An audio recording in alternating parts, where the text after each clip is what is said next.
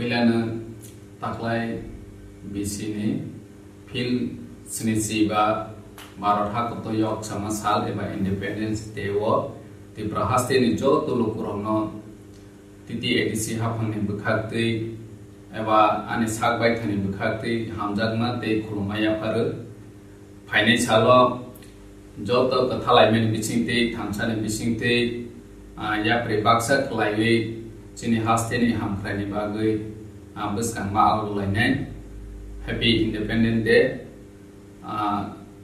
Maratha koto ayolok thung Tiprasa ayolok thung Joy Tipra Joy Bharat Joy Hind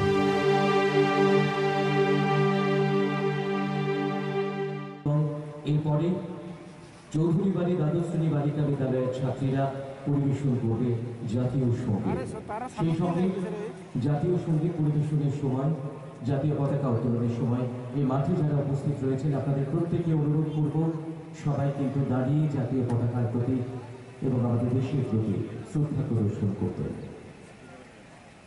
সঙ্গীত পরিবেশন করবে চৌধুরী বাড়ি দ্বাদশ শ্রেণী বালিকা বিদ্যালয়ের শিল্পীরা সবাইকে অনুরোধ করব দাঁড়িয়ে জাতীয় পতাকার প্রতি শ্রদ্ধা প্রদর্শনের জন্য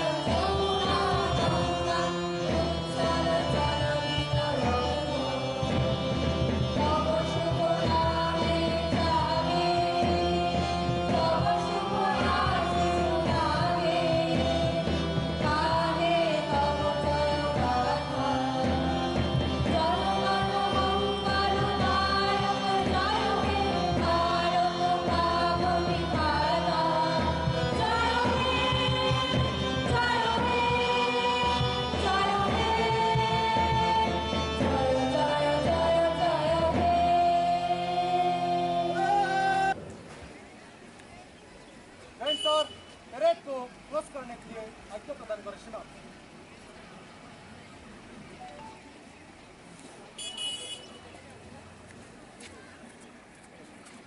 অনেক অনেক ধন্যবাদ মহাশয়কে এবারে ৭৫তম স্বাধীনতা দিবস উপলক্ষে ছোট্ট সাংস্কৃতিক অনুষ্ঠানের আয়োজন রয়েছে প্রথমে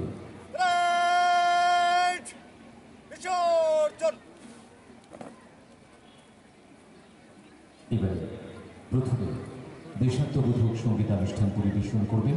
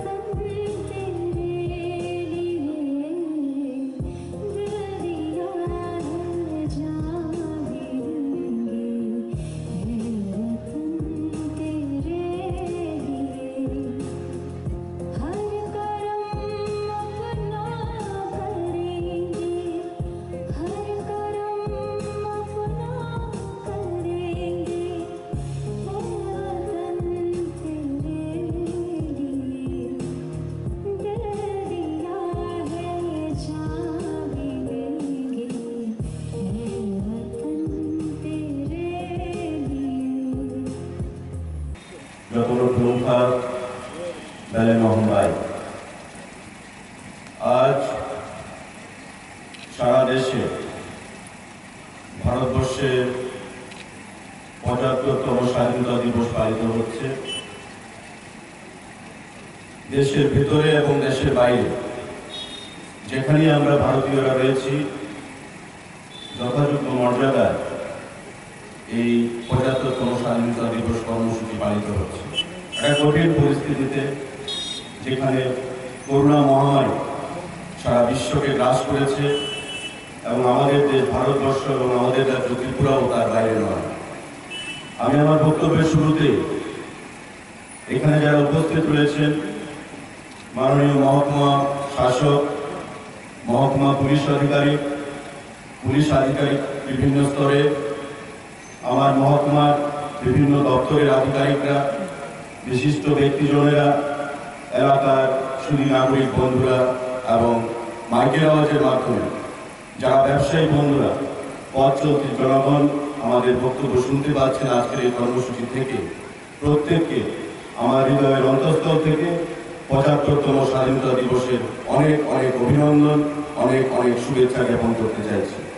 তৎসঙ্গে এই স্বাধীনতাকে প্রাপ্তি হতে গিয়ে, এই স্বাধীনতাকে অর্জন করতে গিয়ে প্রায় ২০০ বছরের সংগ্রাম, ভারতবর্ষের যারা বীর সন্তানরা রয়েছেন, যারা হাসতে হাসতে জীবনকে বলিদান দিয়েছিলেন, ভারতবর্ষকে প্রায় ২০০ বছরের ব্রিটিশ পরাধীনতার নাগপাশ থেকে মুক্ত করার জন্য সেই সমস্ত বীর সন্তানদেরকে, ভারত মাতার সন্তানদেরকে আমি আজকের এই ৭৫তম স্বাধীনতা দিবসের দিনে আমার বক্তব্যের মাধ্যমে আমার হৃদয়ের অন্তঃস্থল থেকে স্মরণ করতে চাই অত্যন্ত সম্মানের সঙ্গে।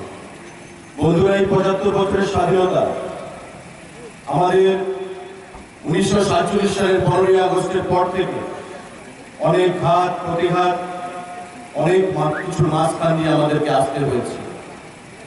একদিকে যেমন ছিল আমাদের বিদেশি আক্রমণের হাত থেকে রক্ষা করে দেশকে স্বাধীনতা এনে দেওয়া, তৎসঙ্গে ১৯৪৭ সালের ১৫ই আগস্টের দিনতে প্রথম স্বাধীনতা আসার পর আস্তে আস্তে ভারতবর্ষের নতুন সংবিধান থেকে শুরু করে ভারতবর্ষকে শিক্ষা, স্বাস্থ্য, শিল্প সমস্ত দিক থেকে, সার্বভৌমত্বের দিক থেকে কিভাবে শক্তিশালী করা যায়, এটাই ছিল আমাদের দেশের স্বাধীনতা আন্দোলনকারীদের এবং তারপর সমস্ত রাষ্ট্রনায়কদের একমাত্র মূল লক্ষ্য, একমাত্র মূল সেখানে গন্তব্যস্থল।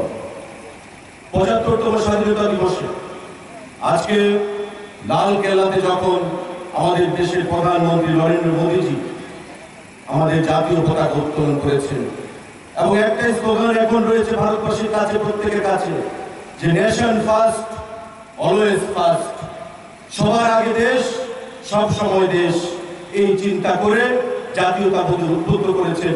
এবং এবারকার যে ৭৫তম স্বাধীনতা দিবস, সেই স্বাধীনতা দিবসের এটাই হচ্ছে মূল মন্ত্র, এটাই হচ্ছে আমাদের মূল থিম। বন্ধুরা, এই ৭৫তম স্বাধীনতা দিবসে যেখানে আমি বলেছি বক্তব্যের শুরুতে যে কোভিড মহামারীর মধ্য দিয়ে আজকে দেশকে চলতে হচ্ছে, এমন অসংখ্য ডাক্তার, অসংখ্য নার্স, ফ্রন্টলাইন করোনা ওয়ারিয়ার যারা দিন রাত খেটে গেছেন আমাদেরকে করোনার হাত থেকে রক্ষা করার জন্য, আজকে তাদেরকে আমাদের স্মরণ করতে হচ্ছে এই স্বাধীনতা দিবসের মধ্যে।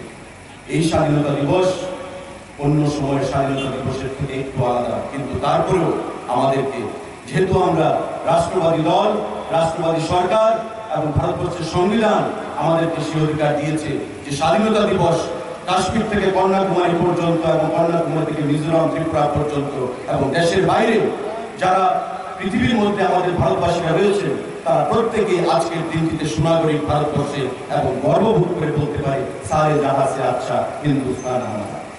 আমাদের এই দেশ বৈচিত্র্যময় দেশ।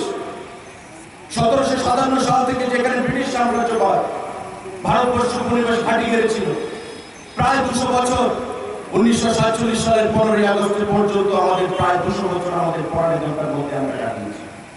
অনেক স্বাধীনতা আন্দোলনকারী হাসতে হাসতে নিজের জীবনকে বলিদান দিয়েছেন এই স্বাধীনতা আন্দোলন।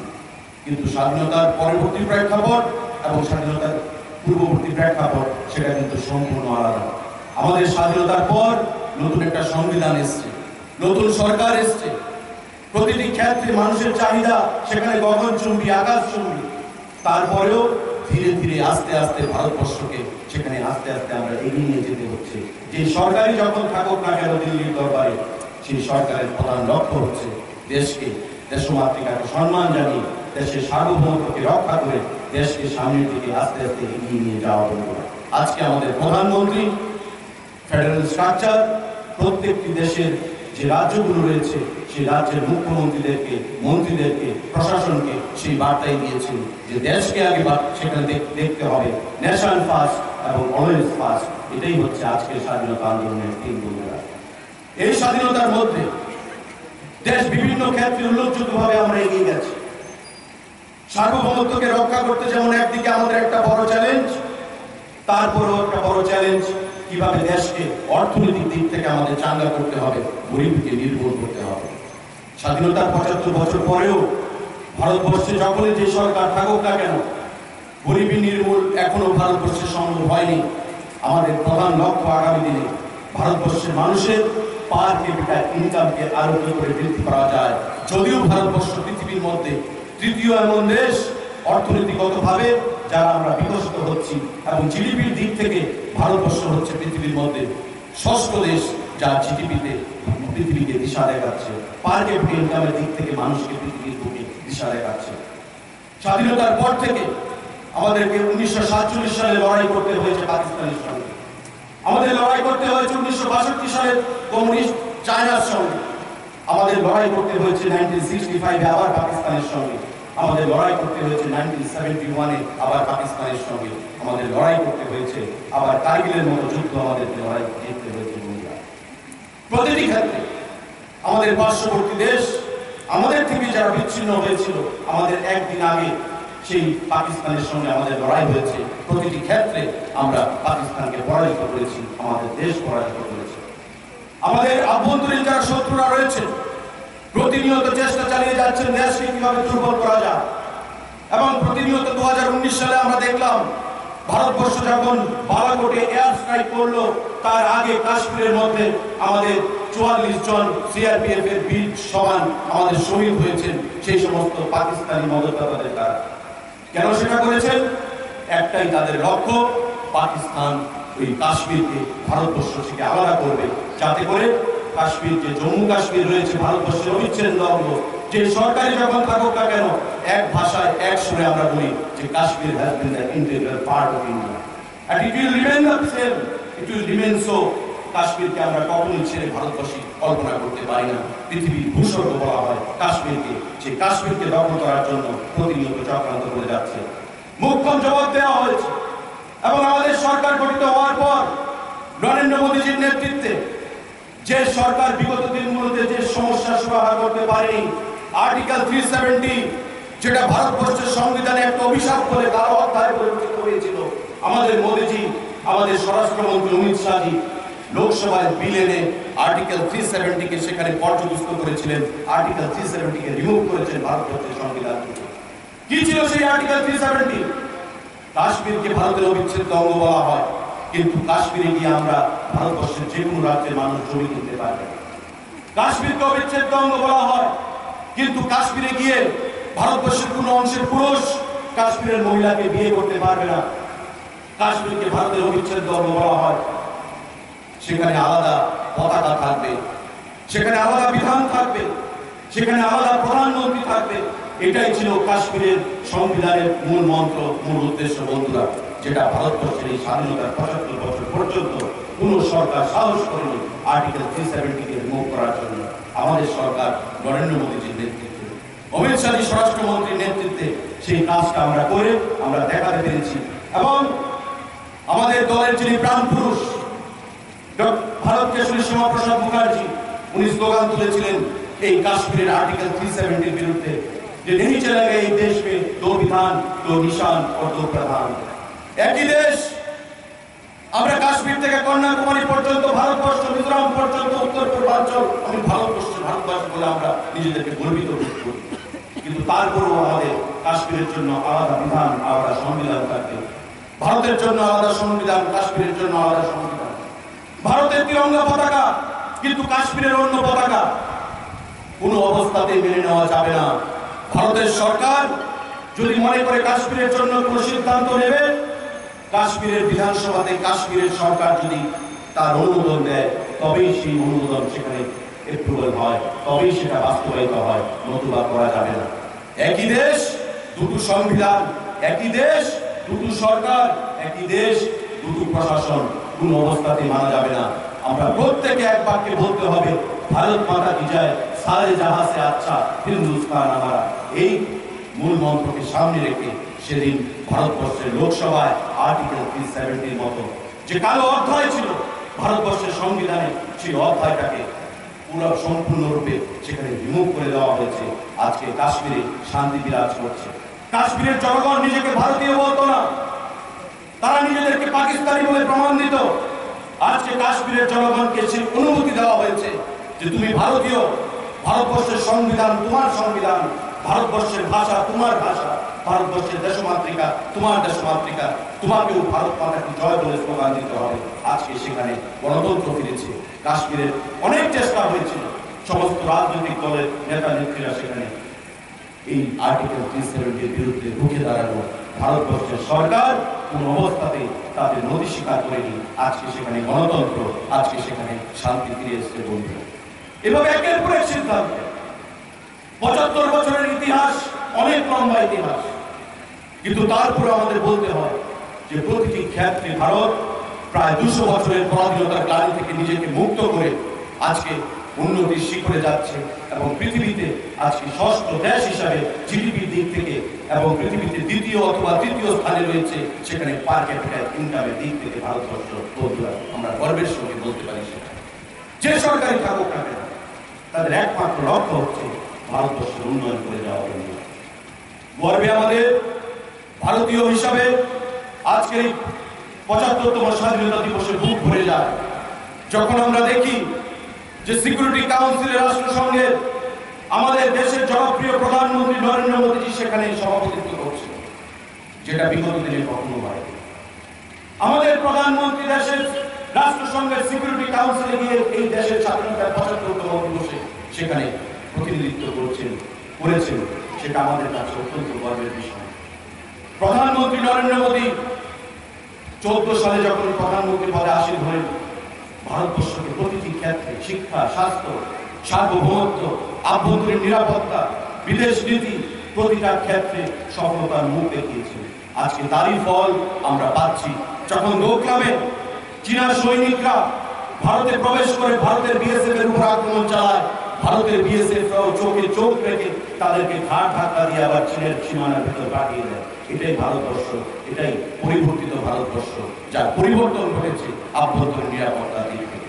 বালাকোটের এয়ার স্ট্রাইক, যেটা আমি আগে বলেছি, বালাকোটের এয়ার স্ট্রাইক চোখে আঙুল দিয়ে আমাদেরকে দেখিয়ে দেয় যে ভারতবর্ষের বীর জওয়ানদের উপর যখনই আক্রমণ হবে, বিগত দিনে হয়েছিল, কিন্তু জবাব আমরা দিতে পারিনি। অনেক সময় পিছুতে হয়েছে বর্ডার এলাকাতে, কিন্তু আমাদের এয়ারফোর্সের সৈনিকরা, আমাদের আর্মির জওয়ানরা তাদের জওয়ানদের রক্তের বিনিময়ে সেখানেও পাকিস্তানের সীমানার মধ্যে থেকে আক্রমণ সংগঠিত করেছে, সৈনিকদের মনোবল বৃদ্ধি করেছে এবং পরিষ্কার ভাষা বলা হয়েছে যে বিদেশি শক্তি যে ভাষা বুঝে সেই ভাষায় ভারতীয় সৈনিকরা জবাব দিতে সর্বদা প্রস্তুত রয়েছে। এবং আমাদের সরকারের আমলে যে জিনিসগুলো আমরা লক্ষ্য করতে পারছি বন্ধুরা, আমাদের এই রাজ্যে 2018 সালে প্রায় 25 বছর পর সরকার প্রতিষ্ঠিত হয়েছে মানুষের আশীর্বাদকে পুঁজি করে, মানুষের বিশ্বাস ভালোবাসাকে পুঁজি করে। কোভিডের মধ্য দিয়ে আমাদের যেতে হচ্ছে প্রায় বিগত 1.5 বছর। এই বছর যদি কোভিড চলে যায়, প্রায় 2 বছর আমাদের অতিক্রান্ত হতে হবে। এই এলাকার প্রতিটি অংশের জনগণের কাছে আমাদের আহ্বান থাকবে, একটা জাতীয়তাবাদী সরকার আমাদের দেশ চলছে দিল্লিতে এবং আমাদের রাজ্য ত্রিপুরাতে। আমাদের কাছে সবার প্রথমেই হচ্ছে দেশ, দল আমাদের কাছে সব থেকে বড় নয়। দেশ হচ্ছে আমাদের কাছে সব থেকে বড়। মাননীয় প্রধানমন্ত্রী নরেন্দ্র মোদীজি, শ্যামাপ্রসাদ মুখার্জি যে কথা আমাদেরকে বলেছে, এবং নতুন সরকার এই রাজ্যে গঠিত হওয়ার পর আমাদের একের পর এক সিদ্ধান্ত আমরা গ্রহণ করেছি, আমাদের ক্যাবিনেট গঠন করেছে, আমাদের মুখ্যমন্ত্রী গ্রহণ করেছে প্রধানমন্ত্রীর অনুপ্রেরণা করেছে। সব থেকে বড় সিদ্ধান্ত যেটা কৃষকদের জন্য আমরা গ্রহণ করেছি, পিএম কিষাণ নিধি। ভারতবর্ষের সরকার এই সিদ্ধান্ত ঘোষণা করার পর আমাদের সরকার প্রতি বছর কৃষকদেরকে বছরে 2000 টাকা করে 6000 টাকা ভারতবর্ষের কৃষকদেরকে প্রদান করছে। আমাদের রাজ্যের কৃষকরা সেই থেকে লাভবান হচ্ছে এবং এতে করে আমাদের রাজ্যে প্রায় 316 কোটি টাকা গ্রামীণ অর্থনীতিতে সেখানে যোগ হচ্ছে। আমাদের রাজ্যে প্রায় 3 লক্ষের উপর কৃষক তাতে সেখানে বেনিফিটেড হচ্ছে, লাভবান হচ্ছে বন্ধুরা। কৃষকদের অর্থনৈতিক বুনিয়াদ, গ্রামীণ অর্থনীতি সেখানে স্থিত হচ্ছে। আমরা দেখেছিলাম বিগত দিনগুলোতে কৃষকদের কাছ থেকে সাপোর্ট প্রাইসে ধান কেনার জন্য আন্দোলন হতো, কিন্তু যে সরকারি থাকতো কৃষকদের কাছ থেকে ধান ক্রয় করার সিদ্ধান্ত সেখানে গ্রহণ করতে পারত না, সাহস দেখাতে পারত না। আমাদের সরকার গঠিত হওয়ার পর বর্তমানে জিরানিয়া সহ প্রত্যেকটা মহকুমাতে কৃষকদের কাছ থেকে তাদের উৎপাদিত ধান ক্রয় করা হচ্ছে এমএসপি রেটে, এবং এতে করে কৃষকরা প্রতিনিয়ত তারা ধান উৎপাদনের, ফসল উৎপাদনে সেখানে উৎসাহিত হচ্ছেন, যাতে কোথাও কোনো কৃষকের যাতে ক্ষেত বা জমি যাতে সেখানে খালি না থাকে, রবি এবং খারিফ সিজনে সেই জিনিসগুলো সরকার থেকে তাদের অনুপ্রেরণা যোগানো হচ্ছে এবং ফসল উৎপাদন করে সরকারের কাছে সেগুলো বিক্রি করা হচ্ছে, তারা উৎসাহিত হচ্ছে, তাদের আর্থিক অবস্থান সেখানে স্থিত হচ্ছে। একের পর এক সিদ্ধান্ত, সামাজিক ভাতা থেকে শুরু করে জলজীবন মিশন, যাতে গরিব অংশের মানুষকে পানীয় জল থেকে, পরিশুদ্ধ পানীয় জল থেকে সেখানে যেন বঞ্চিত হতে না হয়।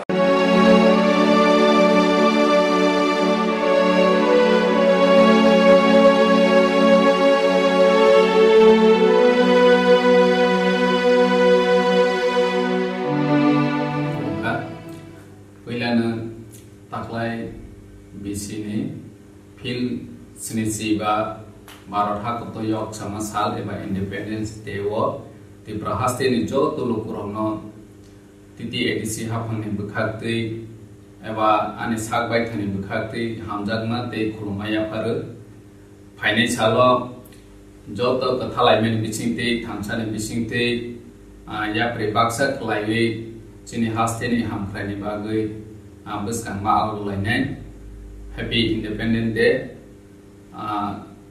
Maratha Kotor ayolok thung Tiprasa ayolok thung Joy Tipra Joy Bharat Joy Hind